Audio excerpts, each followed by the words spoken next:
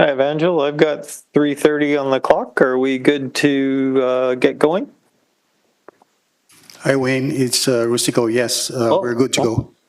Hi, Rustico. Thank you. Good afternoon, everyone, and welcome to the Development Permit Panel meeting of Wednesday, February 12th, 2025. On the panel today, we have myself, Wayne Craig, General Manager of Planning and Development, Roland Zwag, General Manager of Engineering and Public Works, and Marie Fenwick, Director, Arts, Culture, and Heritage. We also have city staff here to support the panels today, and that is Josh Reich and Ashley Kwan. In terms of the panel deals with items of form and character, things such as parking, architecture, access, landscaping, exterior lighting, etc. The panel does not deal with land use matters such as zoning or density, as those are established through the zoning process. In terms of the order of business today, we have 2 items on the agenda. For each item, the item will be introduced. We will then have a presentation from the applicant team, followed by comments from city staff. There will be an opportunity for questions then from both panel members as well as members of the public, should there be any. We will read any written correspondence into the record prior to panel deliberation. It is worth noting that today is the primary opportunity for any members of the public to provide comments or input onto these applications. Should they proceed to City Council for their consideration, they do so as non-delegable items. So if you have any concerns, comments, please make your views known today. With that, I'll turn our attention to today's agenda. The first item on the agenda would be the adoption of the minutes from the Development Permit Panel meeting held on January 29th of 2025. Roland, Marie, moved and seconded. All those in favor? Thank you. Those minutes are adopted. I'll introduce the first item on the agenda, if the applicant team can start to gather their thoughts. In terms of item number 1, we have development permit number 22-023-533. The applicant is a Lakeshore Group. The property location is 3320 Jacobs Road. And the purpose of the permit is to permit the construction of a approximately 15,413 square meter addition to the existing building at 3320 on a site zoned industrial retail IR1, and to vary the provisions of the zoning bylaw to increase the maximum building height from 16 meters to 21.6 meters, and to reduce the minimum medium on-site loading spaces required from 12 to 4. With that, I'll turn it over to the applicant team to please introduce yourself and then proceed with your presentation. Good afternoon, panel members. My name is Rick Pennycook. I'm the principal of the Lakeshore Planning Group. We are the applicant acting on behalf of IKEA Canada with respect to their proposed expansion to their facility. With me today is the project architect, Rafael Santa Anna, and the landscape architect, Emilio Laro. They will give you the details of the presentation, and we will all be here to answer any questions that the panel may have. So I'll turn it over to Raf, and he'll lead you through the presentation. Thanks, Rick. My name is Rafael Santana from RSAW. We're here to present the project that intends to propose an expansion to the existing warehouse in the city of Richmond for IKEA. It is important to note that we're very excited about this project, servicing not just the city of Richmond, but the entirety of the Lower Mainland, as would be expected from the operations from this IKEA facility. For context, and if I may, I will ask if we should be the ones presenting the slides, or can we lean on the city of Richmond to do so? Ready to do either. It'd be most effective, I believe, if you can share your screen and just Certainly do that. make sure that you've maximized the view. We'll do that. And I apologize in advance for turning sideways to have a look at the monitor that I will be looking at as well. Thank you.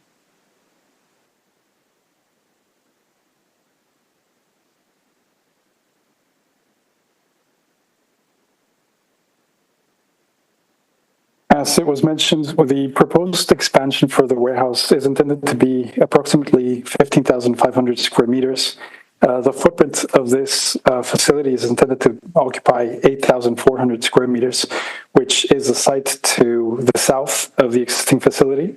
The operation will be a two-story building, which entails to conceal most of the loading bay operations, and the facility in itself is an expansion for a click and collect operation, or what we would otherwise know as curbside pickup.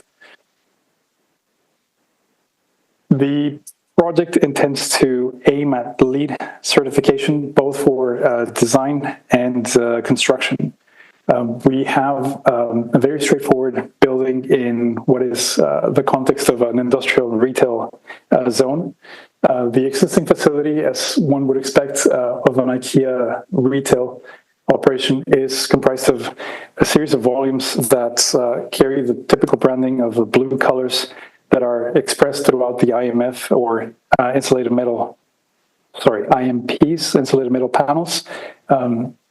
This is where we see the existing interface with the public, with the known entry with the yellow and the signage, which is of the scale that one would expect with a warehouse of this dimension. The expansion will happen, as noted, on the south side, with no real interface to the public, but rather to vehicles. The advantage of this facility, however, is that it benefits suddenly the project by having a very strong presence with landscape, which we'll touch on in a few seconds. And the project, as it stands, touches ground to the south in its entirety with the lower level of the warehouse and racking systems throughout. The loading bay, which is aiming at being a parallel entry to the parking level just further north from the existing facility. A click and collect building component, which is to the north of this proposed expansion. Loading bays that are being added to the overall count of the facility. And this interface of a building, which is a very simple and honest, straightforward geometry, which prolongs the existing geometry of the existing building. So we're working with the same parapet height, we're working with the same colors and the same cladding to make a seamless expansion of the existing facility. Important to highlight that we've been working with the City of Richmond to introduce a surge tank to the southeastern portion of the facility, which will also be concealed under the landscape throughout. And at the perimeter, we expect to have a berm, which will also mitigate a 10-year flood condition that could occur. The upper level is a continuation of the racking systems that you'd expect to find in a warehouse of this nature.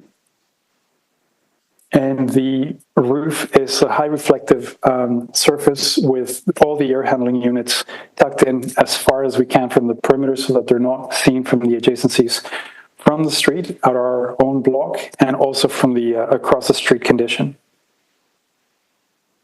The panels, once again, are insulated metal panels that carry the branding color of IKEA as expected. We've got the signage with distinctive yellow lettering. The only illumination that is expected is that which will happen at the corridors and the exiting to avoid any light pollution throughout the building. The glazing is key for us to introduce a bit of natural light to the warehouse. Shading is expected to happen through landscape in the summer, therefore not calling for the need to introduce solar panels.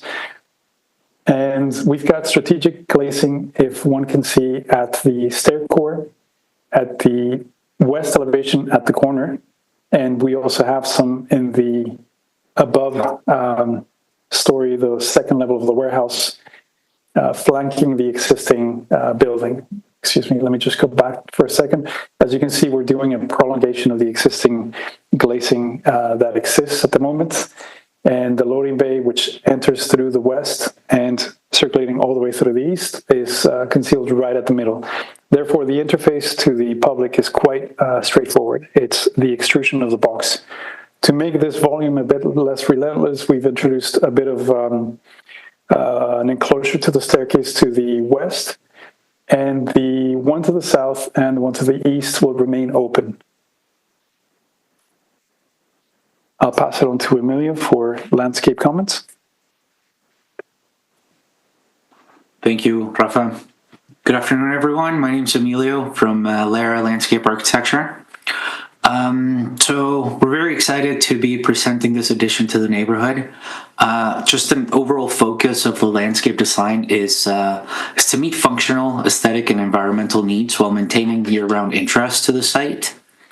Now, as Rafa mentioned, the expansion is happening to the south in an already IKEA-owned lot.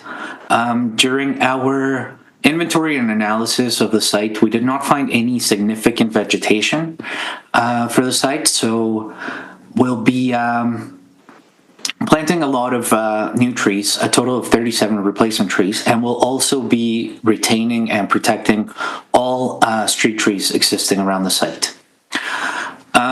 We believe that the landscape component of this project is actually quite unique for this area. You know, we're in a highly industrialized zone, and the landscape design will really help make the expansion of this building feel more like an enhancement to the site. We're bringing a large amount of soft landscape square footage to this area of the city, so we're excited about that. Since it is a large landscape area and the nature of this building does not provide too many windows looking out onto the landscape, one of the primary objectives for our design is to incorporate CPTED principles. Starting with, for example, the perimeter berm that Rafael described earlier that was required for the flood construction levels.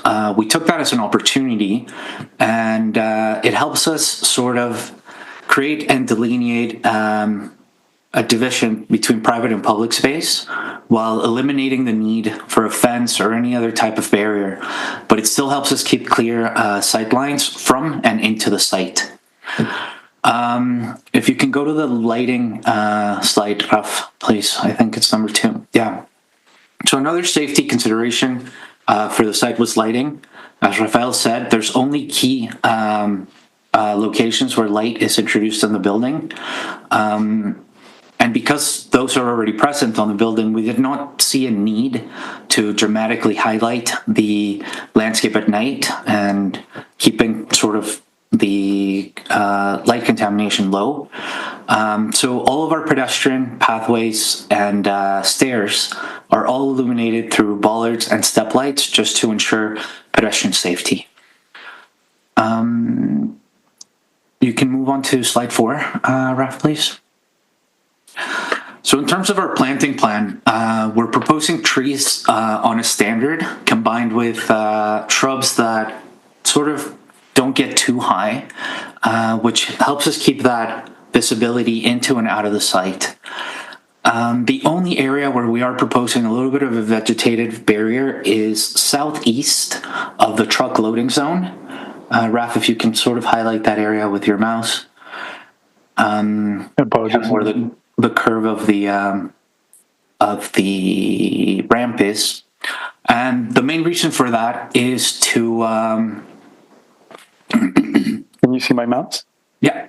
South, right there. Yeah, so we're proposing 5 Douglas trees, Douglas firs, that will help us minimize the views from Knight Street into the more industrial active area of the site, which is where the truck loading zone is.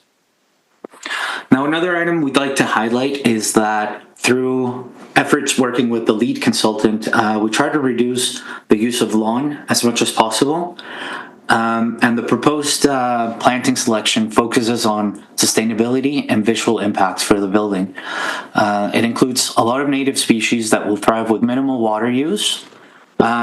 We tolerate extreme weather conditions and will grow really well in a full sun exposure location like this one. Finally, the planting design also aims to provide habitat for pollinators and through diversity of plants, a range of blooming seasons that allow for pollinators to have continuous food source throughout multiple months. So yeah, overall, the goal is to create a simple yet distinctive landscape that is easy to maintain for the client and also reflects the playful design and sensibility of our client, IKEA. Thank you. We'll continue to go through the presentation as has been provided to the City of Richmond with some views of the building to the exterior. I appreciate that we may be out of time, so I'll leave it there for comments or questions. Thank you very much. Appreciate the comprehensive presentation. You can stop sharing your screen. And Josh, any staff comments on this application? Just a few comments, if I may, Mr. Chair. So the proposed variances for height and minimum medium loading, on-site loading spaces have been reviewed and considered by staff. They are more technical in nature. The increase in building height is consistent with a variance that was approved for the project for the existing building immediately north. The proposed ground floor elevation of the project does allow for truck clearance and operational movements of goods. Other operational measures are proposed by the applicant in order to limit storage and maintain equipment, including the surge tank that was also mentioned by the applicant. In addition, the proposal does include providing 13 energized outlets for within the regular parking stall area, as well as 3 level 3 fast chargers. The signage associated with this project is to be reviewed through a separate sign permit and is not part of the development permit itself. That concludes staff comments. Thank you very much. Marie, Roland, any questions for staff or the applicant? Good afternoon. Thank you, Mr. Chair. Couple questions. First one has to do with the surge tank, maybe looking for a bit more detail, what this looks like, how deep, the maintenance requirements, who's responsible, just getting some clarity on it would be good for myself. I'll just start with that question first. We don't have an engineer with us, but I can advise that the surge tank is completely underground, and it's been designed to mitigate in the event of a significant flooding event. I think the size of it, I think I've got a stat here. 306 cubic meters, I believe, is the size of it, and it's also designed in coordination with that berm that was mentioned in the presentation. And the responsibility, just to follow, will be the owner to maintain it and flush it out and clear it as needed? Absolutely, it's completely the owner's responsibility to maintain.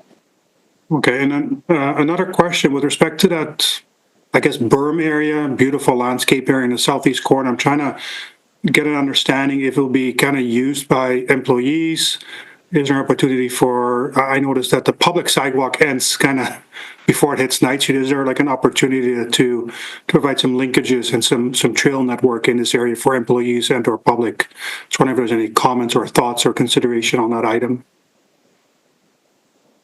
I could lend a thought to that, if I may. We believe that there is already a rest area for staff members of the IKEA retail that is currently adjacent to that, and therefore they would benefit from this zone being used by them potentially. We expect very low traffic, unfortunately, from pedestrians, given that this is not a zone that is conducive to walkability, perhaps. But we see no reason why public walking in the area will not benefit from meandering in the landscape. Okay. Mr. Chair, not necessarily a question. I noticed that, at least according to this drawing, that slide 20, it looks like maybe some of the street trees are missing on that street that's on the south side. There may be history behind it. Just wondering if there's an opportunity to get some of those planted as part of this process. I may ask you that later as part of the deliberations. Sure. Well, Thank you. I think we can deal with that through panel deliberation.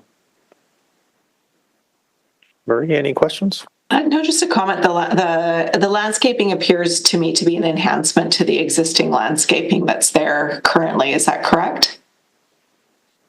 That's right, Marie. In terms of enhancement, well, the entire lot is just a bare lot with some lawn in it. So yes, it's quite an enhancement. It's mostly lots of shrubs and tons of trees that were not there originally. Yeah. Yeah, no, it looks nice. And you mentioned the addition of EV charging station. Are there currently EV charging station? Is this an expansion or are these your first charging stations? It is an expansion. Rick, I'm not sure if you got the numbers in front of me. I believe we're adding quite a few. Add to this the fact that there's already an EV portion of a station that provides charging capacity to loading vehicles. So both for operations and for the public, there's already some equipment in place that has this infrastructure. Therefore, we have a robust network already of EV charging stations, as would be expected from IKEA. Great, thank you. All right. I don't have any questions, so I'll save my comments until we get to panel deliberation. Rustico, do we have any written correspondence or members of the public that wish to address the panel today? Thank you, Mr. Chair. We don't have any correspondence for this item, and we have no members of the public registered to speak on this item. Okay, thank you very much. Just in terms of my comments on the application, I really do appreciate the attention to detail, the striving for LEED certification or design on this project. In terms of the comments from the panel, I'm wondering, Roland, if I could try and summarize what it is that I believe it might be some direction to staff prior to this application advancing to council for consideration.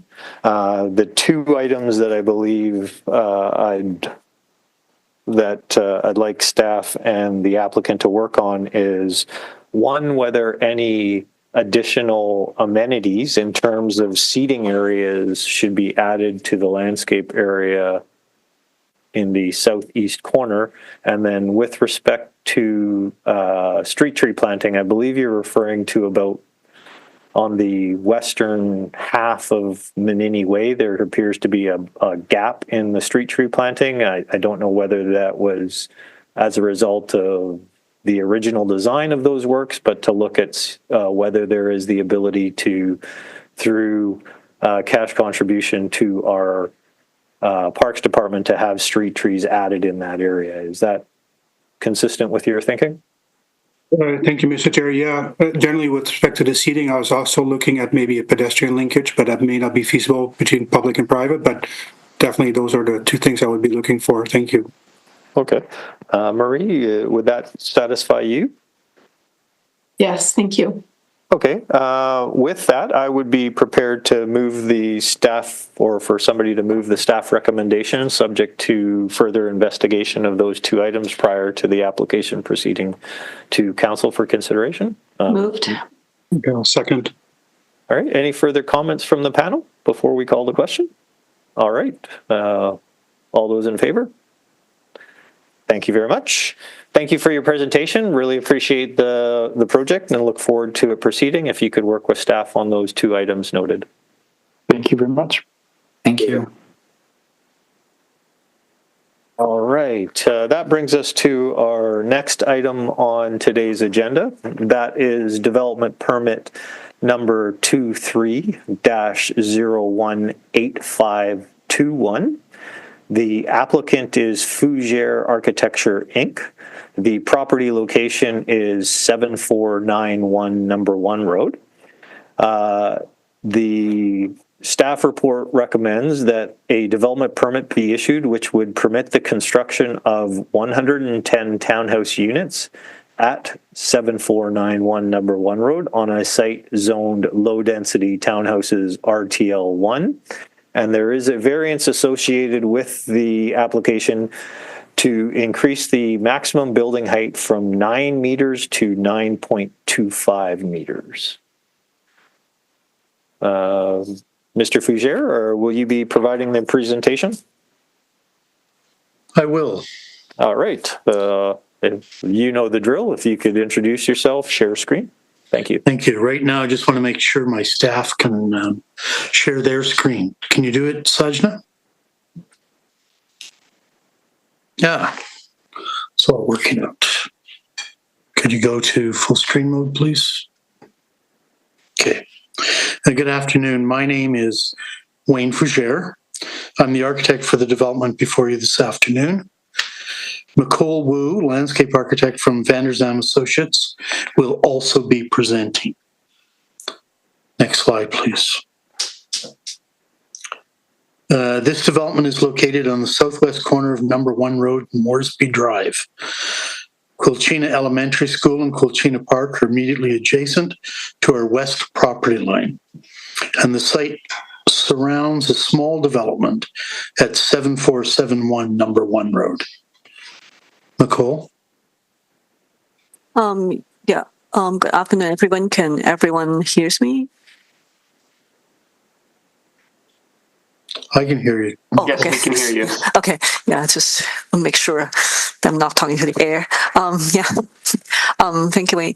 So for the site context, this site is not only adjacent to the Quilchena School Park, but it's also within a 15 minutes walk to the to numerous schools, parks, and facilities, including the Terra Nova Park and the Quilchena Golf Club, two of the largest green space in the area. The Dyke Trail along the north and west sides is another key feature, heavily used by the public daily.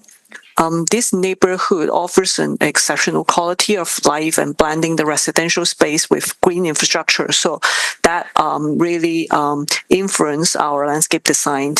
Next slide, please. Now, I will briefly touch base on our the design principles. So our design principles align with both architectural and landscape, focusing on tree preservation, addressing grading challenges, incorporating sustainability, and creating inviting outdoor amenity to enhance the quality of life. The next slide. Tree plan. So first of all, I think the Quilchena development stands out due to its commitment to preserving the mature trees that grace the site. So by working closely with the arborists and considering factors such like root zones, health conditions, construction conflicts, aesthetics, and placemaking, we have retained as many existing trees as possible and strategically position our site plan around these trees. Next slide. So here's what we end up with, the retained trees. We have retained a dozen trees along Number 1 Road, the south property line, and the Central Park area, including two iconic red oaks at the two ends of the driveway, the north-south driveway. These trees now serve as focal points, like either it's at the as an entry monuments or in the natural play areas, and also some green space for the residents. And Wayne, I think you will elaborate further on this slide. Yeah, thank you, Nicole. I'd like to reiterate this site plan layout is based on retaining as many of the existing trees as possible. You'll also note that the indoor amenity is located just north of the central open space in order to maximize sun exposure and to overlook our outdoor open space. Next slide. The site is 5.65 acres and is essentially level. We're proposing 110 family-sized, 3-story townhomes and 1 amenity building, following the regulations of the property's existing RTL1 zone. The developer is planning to have the project completed in 5 phases, and a part of the amenity building will function as an interim sales center until the completion of phase 3. Next slide, please. Here's the overall landscape plan. And I think what truly distinguish Cucina project is its expansive green space and outdoor amenities totaling over 1,010 square meters. And as you can see there, you will see the outdoor amenity space and the green space throughout the whole site. And I'll give you more details in the next few slides. The next one, please. So, unlike the other typical townhome developments, we have created a central park exclusively for the residents, featuring 348 square meters of play area and 498 square meters of woodland. So the rich landscape offers something for all ages, making it a true, our concept, the idea, the core idea here is the garden within the garden city. The next slide. Lighting strategies. So due to the construction details, so most of the landscape lights are integrated into the walls or the steps, providing a consistent light source for pedestrians. In selected areas, lower Bola lights are proposed to enhance the safety for children playing in the playground or for pedestrians walking along the meandering pathway through the woods. Additionally, exterior lights on the building walls and light poles along the driveway will ensure drivers' safety and provide full coverage for all public areas. The next slide. Precedent images. So this page mostly showcases the atmosphere and the quality we aim to achieve. Our vision emphasizes natural, relaxing outdoor spaces with rich texture and high quality materials. So from social lounge to playgrounds and choir, meditation corners, I think every element here fosters the community and the well-being. And next slide. So a pedestrian path at the center of the property runs north-south, providing easy and direct pedestrian circulation between the main outdoor spaces and the indoor amenity. This pathway is complemented by several east-west connections through the site, such as the direct connection to the bus stop on Number 1 Road, the midway connection onto Number 1 Road, and several muse pathways between homes. Next slide, please. All pedestrian walkways are fully accessible. Pathways that share the internal road have different surface treatments to make them visible and pedestrian friendly. There are 11 convertible homes on site. Each is designed to accommodate a stair lift. Sorry, that's wrong. I apologize. A future lift, an actual elevator lift. There are 7 accessible visitor parking spaces provided throughout the site. Next slide, please. The site is relatively flat and was designed to be at or near existing grade as much as possible to save existing trees. Some portions of the site, such as adjacent to the amenity area and the area between buildings 4, 5, and 6, are raised. These raised areas provide yards and patios which can be directly accessed from living areas. These raised yards add to the variety of open space, improve the privacy of the yards adjacent to the outdoor common amenity, and also increase the surveillance possibilities for the adjacent children's play area.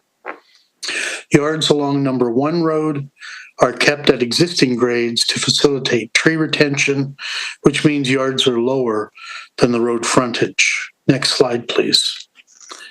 These are some perspectives showing indoor and outdoor amenities in relation to the proposed buildings.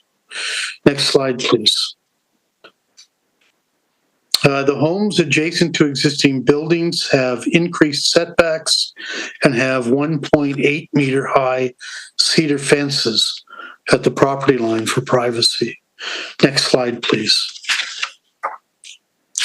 In addition to raising all habitable floor areas and equipment damageable by floodwater above the required 2.57 meter floodplain, the townhomes have been raised such that garage and ground floor elevations are higher than the sidewalk at the Moresby Drive entrance should the storm system back up and breach catch basin rims. Next slide, please. Nicole. Yep. Thank you, Wade. I will briefly talk about the landscape grading.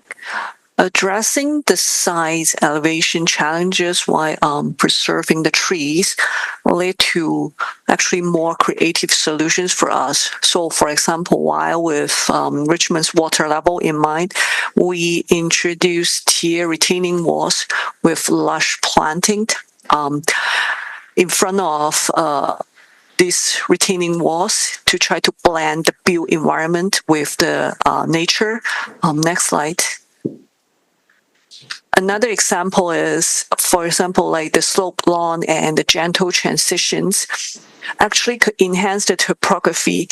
And while the play areas grading difference, we could transfer it into a fun climbing zone for the kids. So these are just some ideas and examples that we kind of employ in the landscape design to really take good advantage of the gradings and then transfer it into something that's useful, fun, and enjoyable for the residents.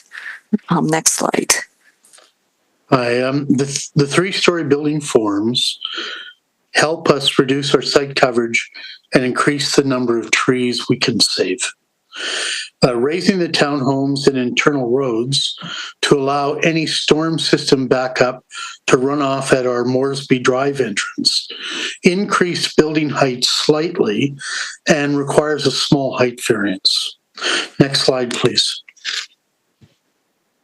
Building materials such as brick, hardy siding, and hardy panels, and colors such as light beige and dark brown are applied to emphasize the building massing. Stone cladding is only used on the amenity building because of its unique function. Next slide, please.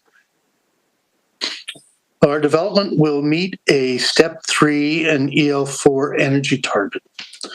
Sustainability features for this project include ground source heat pumps, energy recovery ventilators, electric water heaters, double glazed windows and doors, R24 exterior wall insulation, R50 attic insulation, R15 slab on grade insulation, LED lighting throughout, high quality air barrier construction, and quality control measures. Next slide, please. Yep, I'll continue the sustainability talk in the landscape design here. So sustainability is central to our design. So we have chosen durable materials like concrete slabs, permeable pavers, and recycled rubber to reduce the environmental impact and the maintenance costs. The planting on the next slide, please. Yeah, we have more planting on this page too. So native plants that we select will enhance the biodiversity, creating habitats for the birds, pollinators, and wildlife, and then eventually it will nurture a thriving ecosystem for the neighborhood. Next slide. That concludes our presentation. We'd be happy to answer any questions you might have. Thank you for your presentation. Stop sharing, Sajna. Josh, any staff comments?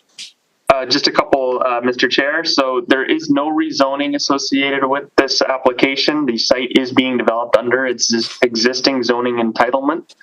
As Mr. Fougere mentioned in the presentation, there is a minor variance for height associated with this project. That additional height has been reviewed by staff through shadow studies indicating minimal impact on adjacent properties. There are 11 convertible units that are designed with the potential to be easily renovated to accommodate a future resident in a wheelchair through the introduction of elevator lifts. All units do contain aging in place features. With respect to the trees located on site, there are 172 bylaw size trees on site. 28% of those trees are being retained through this application.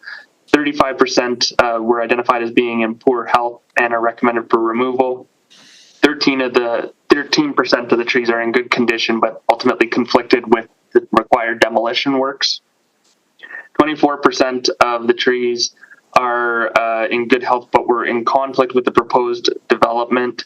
As Mr. Fougere and his team had mentioned, all healthy trees were evaluated, and the proposed site plan and landscape plan has taken significant care to retain as many trees as possible. A majority of the site's grading is being maintained in order to maximize the tree retention. In addition to the 165 new trees that are proposed, together with a contribution to the city's tree preservation protection fund or tree planting fund. The driveway does provide for connections to 7471 and 7531 number 1 road in the event that those sites do redevelop in the future. That is secured through an SRW over those drive aisles to provide future access to those properties. In addition to the SRW, signage is required to be posted on site indicating the future extension of the driveway. There is a servicing agreement also associated with this project that includes the removal of existing on-site water and sanitary services. Also includes the installation and connection of new on-site water and sanitary services, frontage improvements along Moresby and number 1 road, as well as upgrades to the existing pedestrian signal at Moresby and number 1. That concludes staff comments. Thank you for that. Was there anything in relationship to the rezoning considerations, Josh? Thank you, Mr. Chair. There is a adjustment to development permit consideration number 1 to require that the lands along number 1 road be dedicated to the city prior to any stratification of the subject lands. That change has been agreed to by the applicant and will be reflected in should this application be supported and presented to council for its consideration. All right, thank you very much. Marie Rowland, any questions for staff or the applicant? I just have a question about the community amenity space. Can you describe it a little bit more? How big is it? What's inside? The connection to the park space outside? Can't remember the exact size. It's probably around 1,500 square feet, maybe a little larger.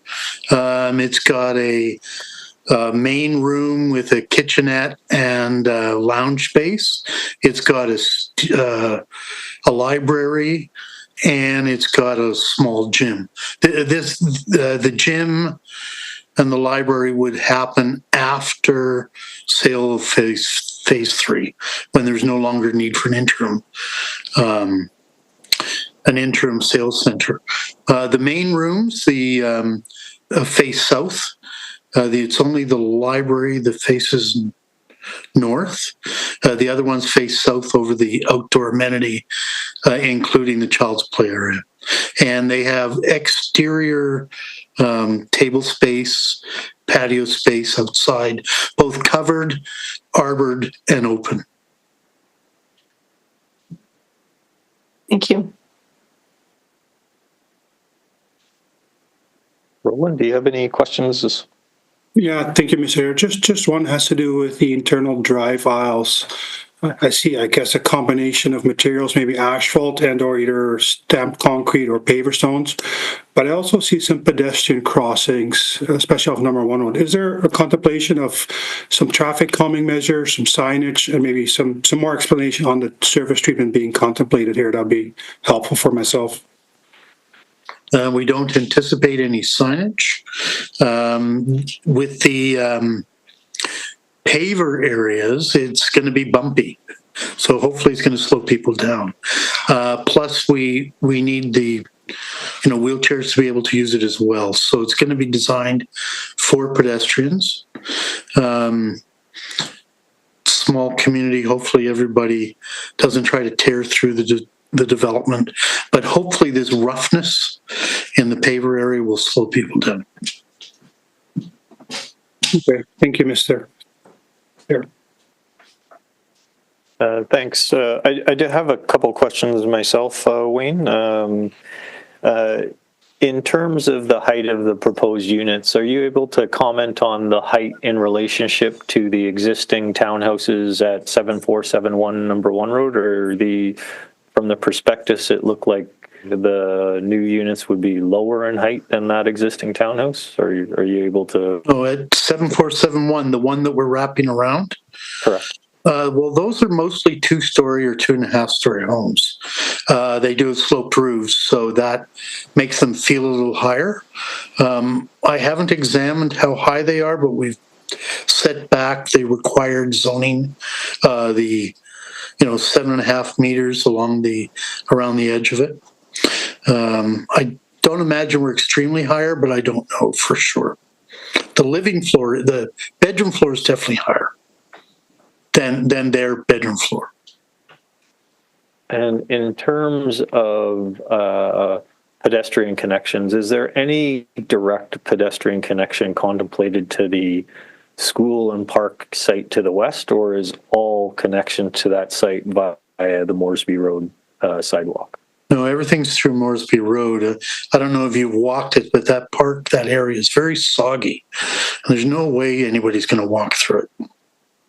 All right. And then lastly, could you just comment on the location of the heating and cooling equipment? If I understand correctly, we're looking at ground source heat pumps here, not air source, and that the mechanical equipment would be located within the units. Is that correct? That's correct.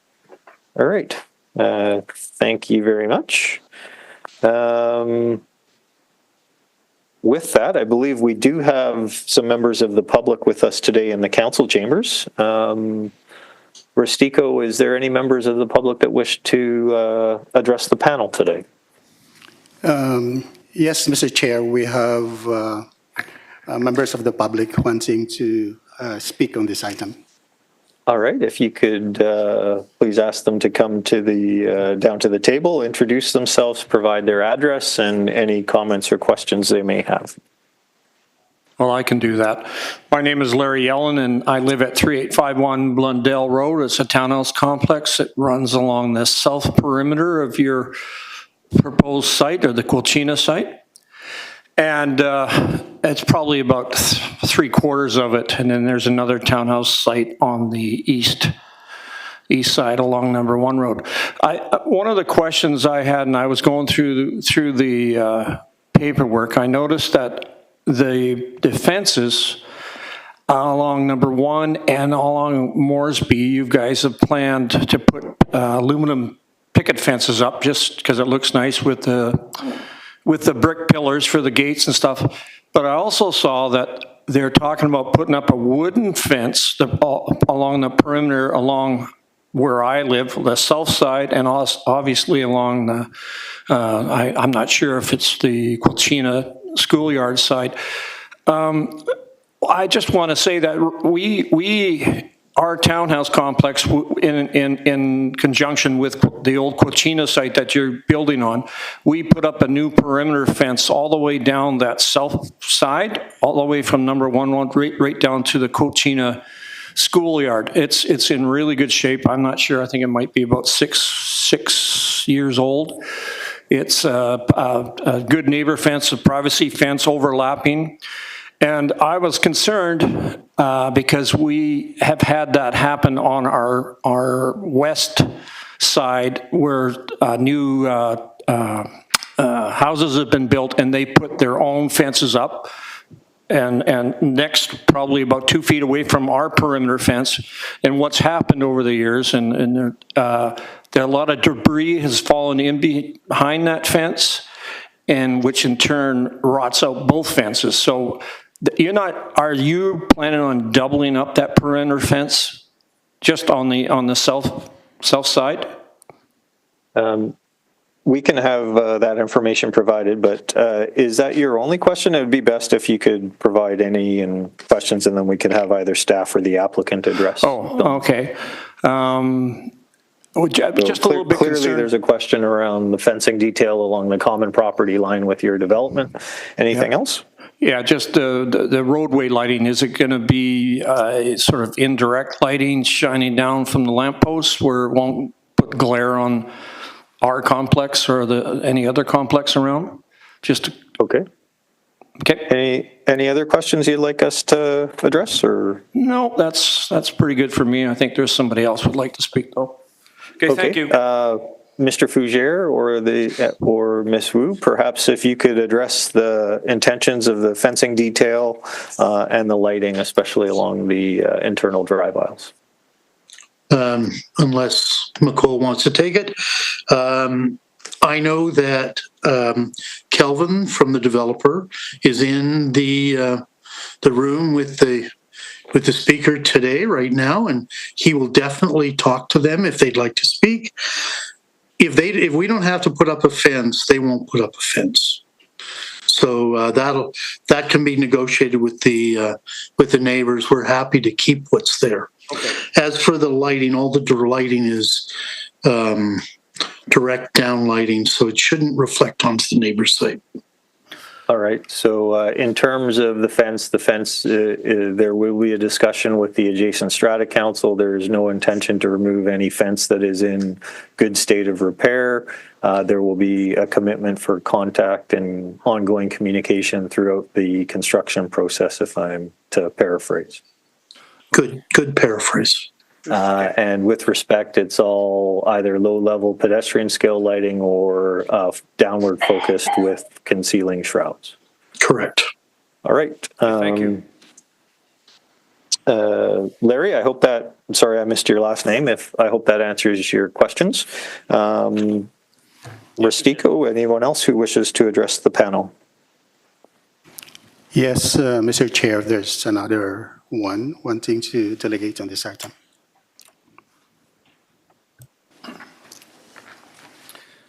Good afternoon, and thank you very much for allowing us to attend the meeting. My name is Charles Gibson, and like Larry, I live at 3851 Blundell Road as well.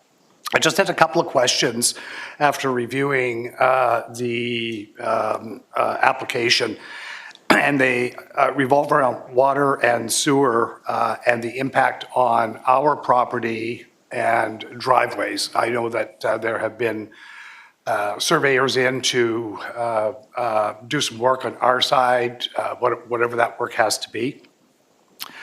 So I'd like to understand any impact that this development may have on that. And in the application, under the section, it's at the start of the application, it's called analysis, and I think it has to do with water and sewers.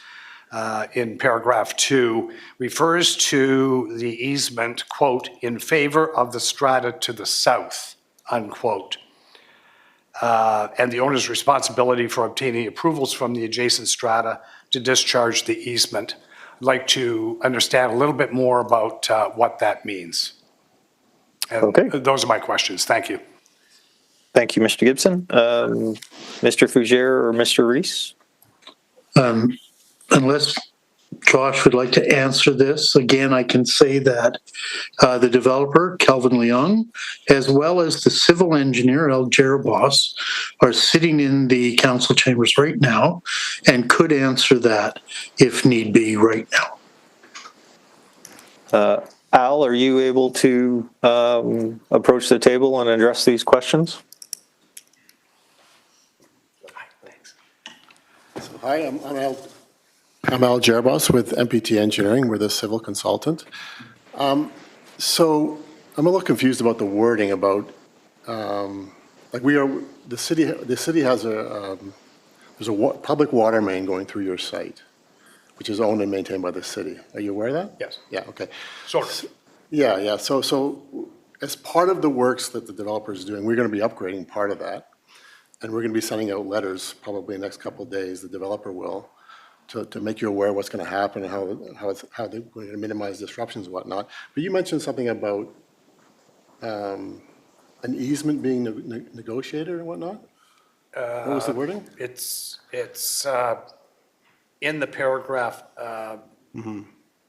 quote, analysis. Yeah. And I believe it has to do with water mains and sewers. And in the Right. second paragraph, it refers to discussion of the easement in favor of the strata to the south, is what is quoted. Yeah, so it wouldn't be. I think I've got Larry has a Yeah. copy of it. I can show you after the. Right, yeah. I mean, I'm not familiar with an easement.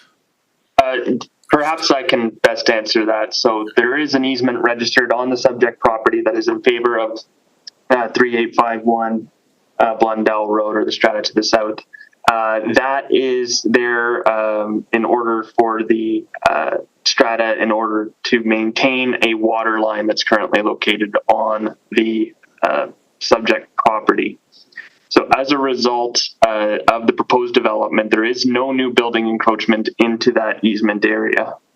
And the response of the owner, if they wished to discharge or change that easement arrangement, would be responsible for seeking appropriate approvals from the adjacent strata should that easement need to be discharged. Okay, so let me take a stab at trying to paraphrase this as well. As part of the site servicing requirements for this proposed development, there will be upgrades to the existing city water main through the subject site as well as a portion of the site to the south, that being 3851 Blundell Road. Al, if I heard you correctly, there will be notification and coordination with the adjacent strata in terms of when those upgrades may happen, a plan put in place to ensure there is no disturbance to the services while that work is underway, as well as minimal disruption to any of the residents. With respect to the easement, should the developer wish to discharge that easement from the subject site, they would be responsible for obtaining approval from the Strata Council at 3851 Blundell Road to do so. Mr. Gibson, does that answer your questions? Sort of. I'm not a lawyer, so I don't know. Yeah. And we can talk more after. We'll talk about that. Yeah, we can talk more after, yeah. Thank you very much. What I will say, Mr. Gibson, is you have a very responsible developer behind this project, very proven track record in the city, and I'm sure they will do everything in their power to work cooperatively with your Strata Council to ensure there's minimal implications. Thank you very much. Rustico, do we have any other members of the public? Yes, Mr. Chair, we have additional members of the public who will speak on this item. All right. Please come forward, state your name, address, and any questions or comments you may have. Hi there. My name is Ben Sorno. I live at 7471 Number 1 Road. I just want to say thanks for having us here and letting us ask questions and get the information. I was just wondering about the trees, I guess. The trees that will be staying and the ones that will be, removed, and the health, kind of which ones. It's probably a lot to go through. The main thing, I guess, is behind our fence are some trees, and they just are always dropping stuff, and it's just kind of a nuisance. I mean, I love trees, but they're a bit of a nuisance, to be honest. All right. Any other questions before we have the landscape architect? Not off the top. That would be it. Thank you. Okay. Ms. Wu, perhaps if you could share screen, show the tree retention plan, and just describe what may be happening adjacent to 7471 Number 1 Road? This one in.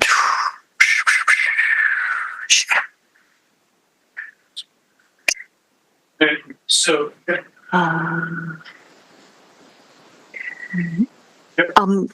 Sorry, can you see my screen? Yes, we can. Okay. So sorry. Which trees do you refer to? Like your Maybe if address? you could just run down, according to what I can see. Should I run the up trees there? I can't see that well. Sorry?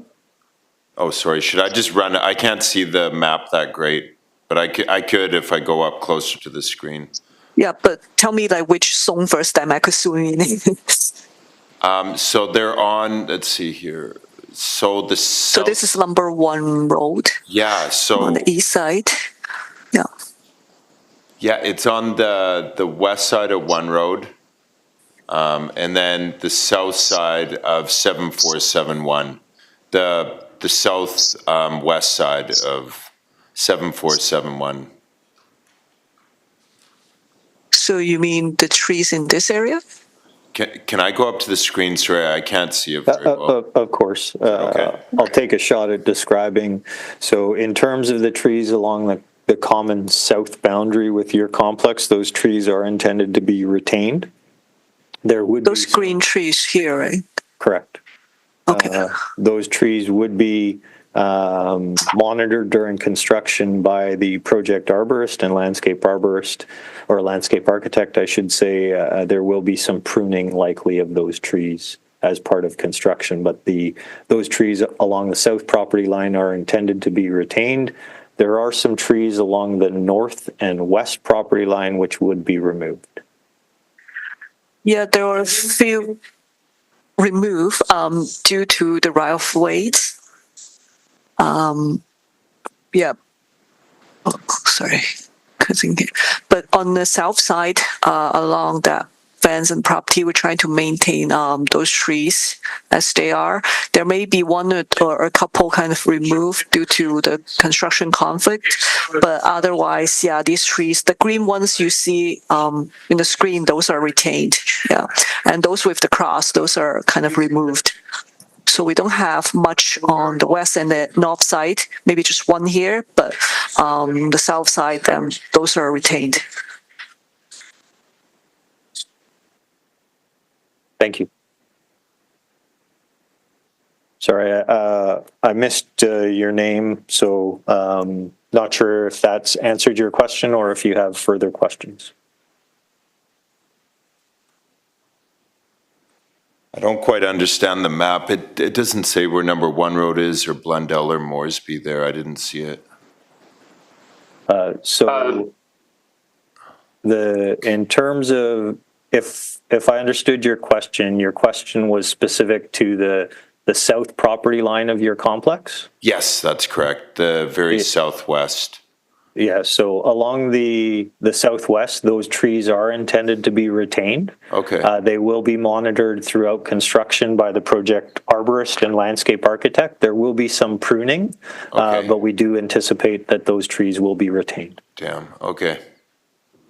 All right, thank you. Okay. Thank you. Rustico, any further comments?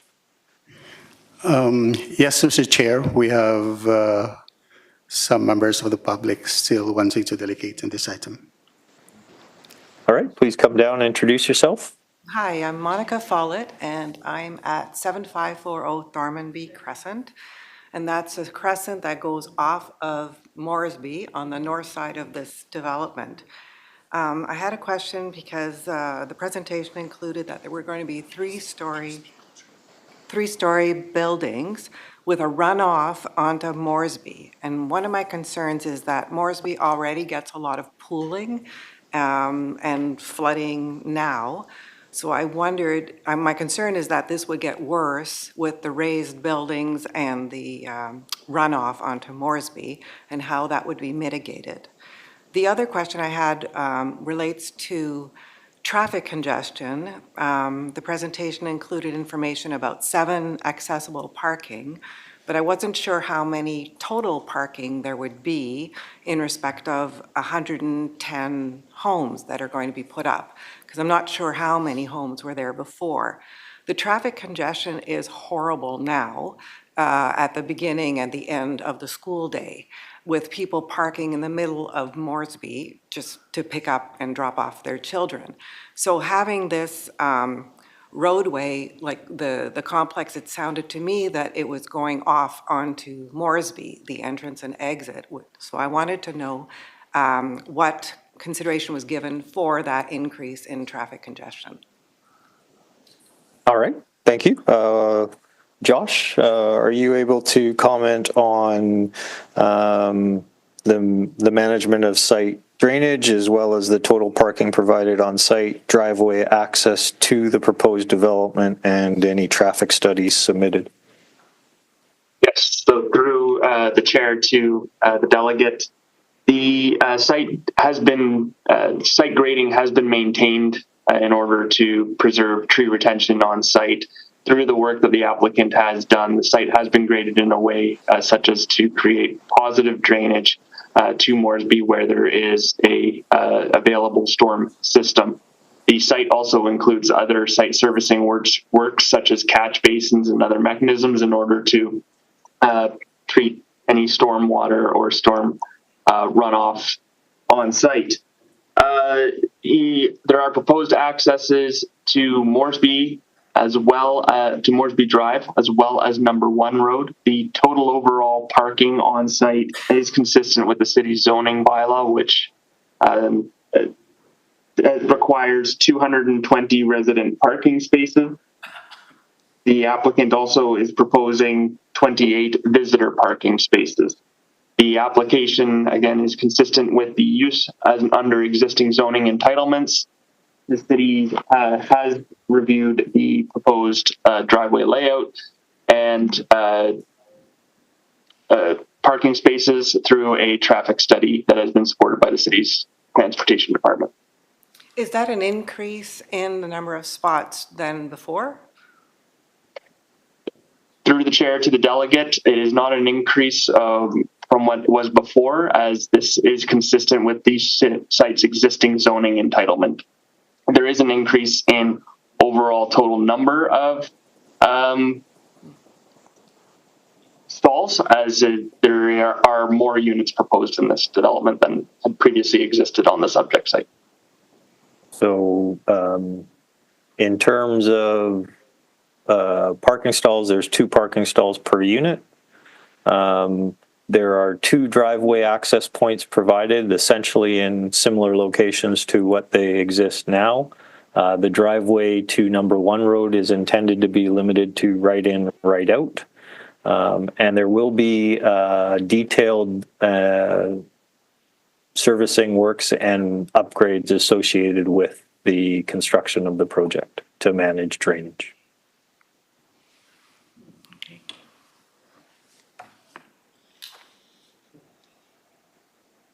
Hopefully that answers your question, Monica. Sorry, I missed your last name as well. Ristico, anyone else who wishes to address the panel? Yes, Mr. Chair, there's a gentleman here who would also like to delegate on this item. Okay. Okay, my name is Subhas Mukhopadhyay. I live on Anvil Crescent. My question is about where exactly these townhouses are coming up. Are they west of number 1 road? Are they where this presently Beacon Cove is? I just want to make sure where, how far they will be from our houses. All right. Mr. Fougere, perhaps if I could ask you to comment. So Anvil Crescent is located west of the subject property. I don't believe there is any property line interface. I am not sure what the name of the existing complex is, though. Well, we are in the middle of that cul-de-sac. The Anvil Crescent is a continuation of Bowen Gate from Blundell. and it's a cul-de-sac sort of a loop. We're in the middle of that, backing on the playground. So these townhouses, are they coming exactly west of number 1 road? Or by Moresby, or exactly where they were? This development is focused at the corner of number 1 road and Moresby. Number 1 Moresby.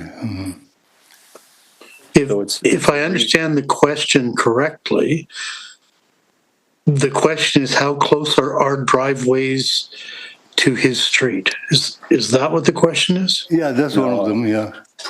So the answer is we are not moving the driveways. The 2 driveways that currently exist, one on Moresby and one on number 1 road, remain. Minor shift maybe, but they remain.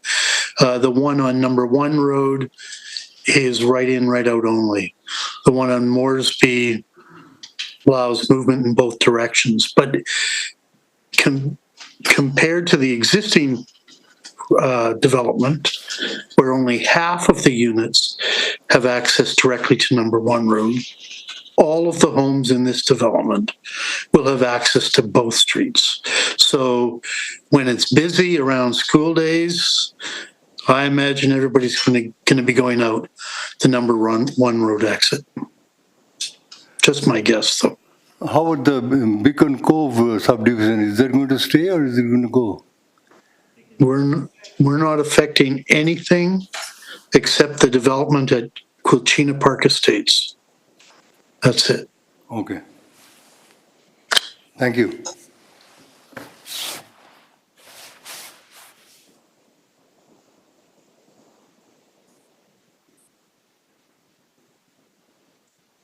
Christico, do we have any further delegations? I believe we have no more members of the public who will speak on this item, Mr. Chair. All right, thank you very much. I appreciate all members of the public that have come to address the panel today. That brings us to any written correspondence. Nothing, Mr. Chair. All right, Marie, Roland, that brings us to panel deliberations. No further comments.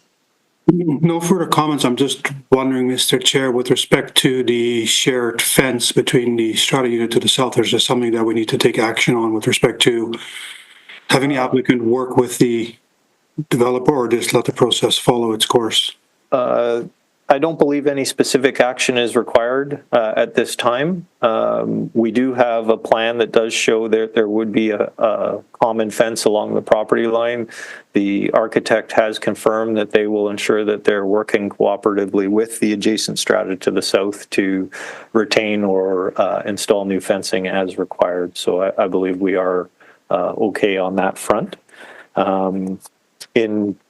With that, I would just like to thank the applicant for their efforts to shape the redevelopment of this site around the existing vegetation. Achieving retention of approximately 30% of the existing trees is commendable. And given the interest in and the adjacencies to this project, obviously the consulting team will need to work cooperatively with the adjacent residents to make sure that they're aware and all construction impacts are managed accordingly. Marie, Roland, anyone prepared to move the staff recommendation? Moved. I'll second it. All right. Any further comments before we call the question? All right, with that, all those in favor? Thank you. Your permit has been endorsed. It would proceed to council for consideration once the conditions have been fulfilled. Josh, any new business? Just one item, Mr. Chair. The meeting for February 26th, we do not have any items proceeding to that meeting, so a motion to cancel that meeting would be in order. Thank you. So moved? Seconded. All right. All those in favor? Carried. That meeting is canceled. May I have a motion to adjourn? Thank you. We are adjourned. Thank you, everyone, for your attendance today. Thank you.